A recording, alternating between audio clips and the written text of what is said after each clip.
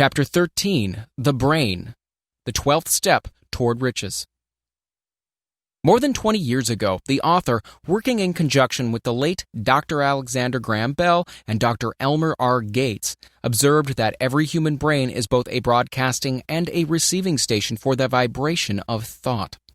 Through the medium of the ether, in a fashion similar to that employed by the radio broadcasting principle, every human brain is capable of picking up vibrations of thought which are being released by other brains. In connection with the statement in the preceding paragraph, compare and consider the description of the creative imagination, as outlined in the chapter on imagination. The creative imagination is the receiving set of the brain, which receives thoughts released by the brains of others. It is the agency of communication between one's conscious or reasoning mind and the four sources from which one may receive thought stimuli. When stimulated or stepped up to a high rate of vibration, the mind becomes more receptive to the vibration of thought which reaches it through the ether from outside sources. This stepping up process takes place through the positive or negative emotions. Through the emotions, the vibrations of thought may be increased. Vibrations of an exceedingly high rate are the only vibrations picked up and carried by the ether from one brain to another. Thought is energy traveling at an exceedingly high rate of vibration. Thought, which has been modified or stepped up by any of the major emotions, vibrates at a much higher rate than ordinary thought. And it is this type of thought which passes from one brain to another through the broadcasting machinery of the human brain. The emotion of sex stands at the head of human emotions as far as intensity and driving force are concerned. The brain which has been stimulated by the emotion of sex vibrates at a much more rapid rate than it does when that emotion is quiescent or absent. The result of sex transmutation is the increase of the rate of vibration of thoughts to such a pitch that the creative imagination becomes highly receptive to ideas which it picks up from the ether. On the other hand, when the brain is vibrating at a rapid rate, it not only attracts thoughts and ideas released by other brains through the medium of the ether, but it gives to one's own thoughts that feeling, which is essential before those thoughts will be picked up and acted upon by one's subconscious mind. Thus you'll see that the broadcasting principle is the factor through which you mix feeling or emotion with your thoughts and pass them on to your subconscious mind. The subconscious mind is the sending station of the brain, through which vibrations of thought are broadcast. The creative imagination is the receiving set, through which the vibrations of thought are picked up from the ether.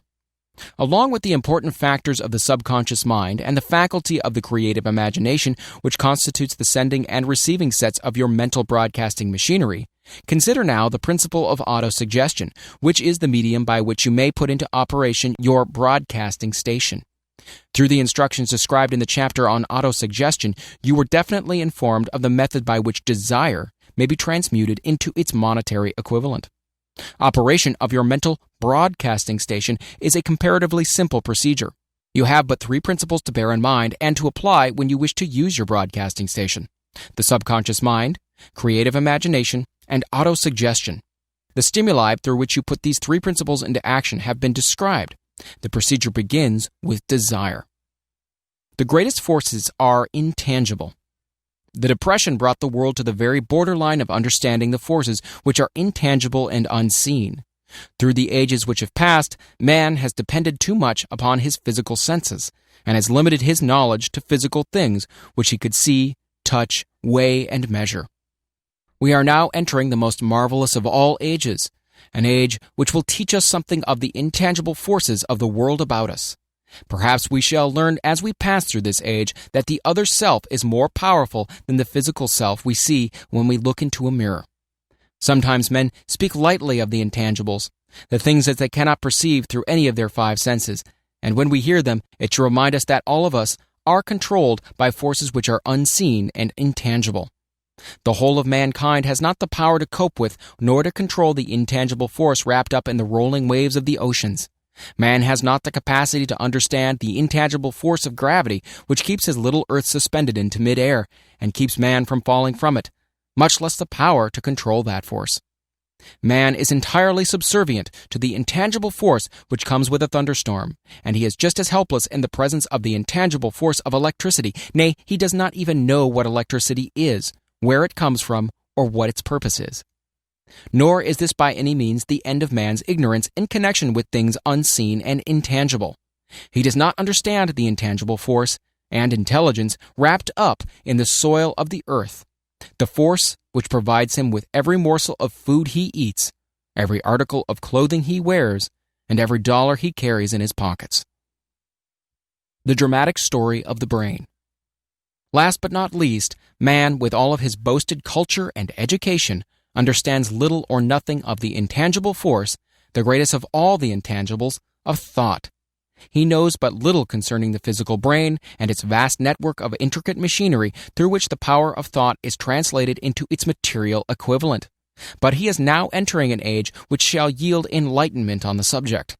Already men of science have begun to turn their attention to the study of this stupendous thing called a brain, and while they are still in the kindergarten stage of their studies, they have uncovered enough knowledge to know that the central switchboard of the human brain, the number of lines which connect the brain cells one with the other, equal the figure 1, followed by 15 million ciphers. "The figure is so stupendous," said Dr. C. Judson Herrick of the University of Chicago, "that astronomical figures dealing with hundreds of millions of light years become insignificant by comparison." It has been determined that there are 10 billion to 14 billion nerve cells in the human cerebral cortex, and we know that these are arranged in definite patterns. These arrangements are not haphazard, they are orderly. Recently developed methods of electrophysiology draw off action currents from very precisely located cells, or fibers, with microelectrodes, amplify them with radio tubes, and record potential differences to the millionth of a volt. It is inconceivable that such a network of intricate machinery should be in existence for the sole purpose of carrying on the physical functions incidental to growth and maintenance of the physical body. Is it not likely that the same system which gives billions of brain cells the media of communication one with another provides also the means of communication with other intangible forces? After this book had been written, just before the manuscript went to the publisher, there appeared in the New York Times an editorial showing that at least one great university and one intelligent investigator in the field of mental phenomena are carrying out an organized research through which conclusions have been reached that parallel many of these described in this and the following chapter. The editorial briefly analyzed the work carried on by Dr. Rhine and his associates at Duke University, viz., what is telepathy? Quote, "A month ago, we cited on this page some of the remarkable results achieved by Professor Rhine and his associates in Duke University from more than 100,000 tests to determine the existence of telepathy and clairvoyance. These results were summarized in the first 2 articles in Harper's Magazine. In the second, which has now appeared, the author E.H. Wright attempts to summarize what has been learned, or what it seems reasonable to infer regarding the exact nature of these extrasensory modes of perception. The actual existence of telepathy and clairvoyance now seems to some scientists enormously probable as a result of Rhine's experiments. Various percipients were asked to name as many cards in a special pack as they could without looking at them and without their sensory access to them. About a score of men and women were discovered who could regularly name so many of the cards correctly that there was not one chance in many million of their having done their feats by luck or accident. But how did they do them? These powers, assuming that they exist, do not seem to be sensory. There is no known organ for them. The experiment worked just as well at distances of several hundred miles as they did in the same room. These facts also dispose, in Mr. Wright's opinion, of the attempt to explain telepathy or clairvoyance through any physical theory of radiation. All known forms of radiant energy decline inversely as the square of the distance traversed.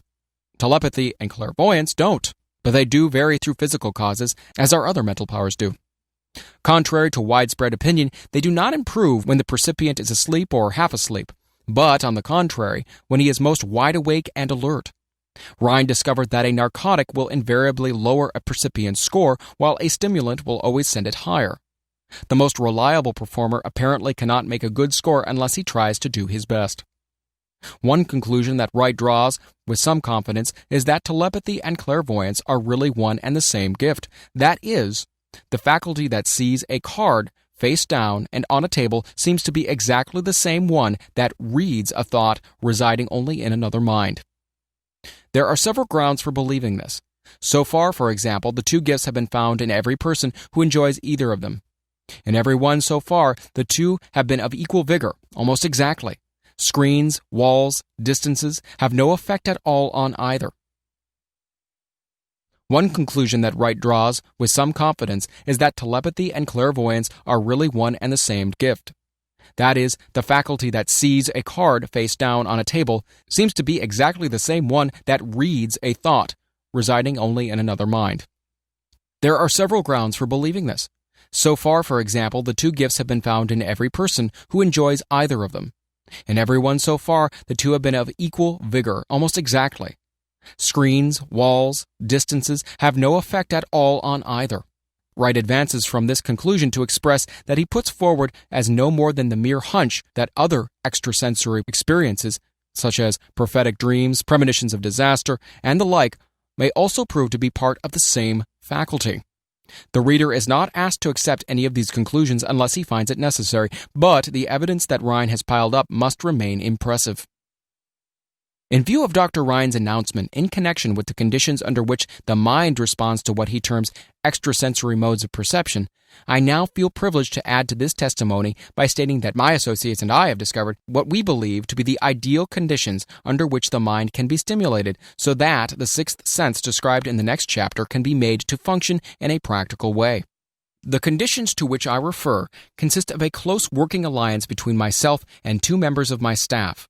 Through experimentation and practice, we have discovered how to stimulate our minds by applying principles used in connection with the invisible counselors described in the next chapter, so that we can, by a process of blending our three minds into one, find the solution to a great variety of personal problems which are submitted by my clients. The procedure is very simple.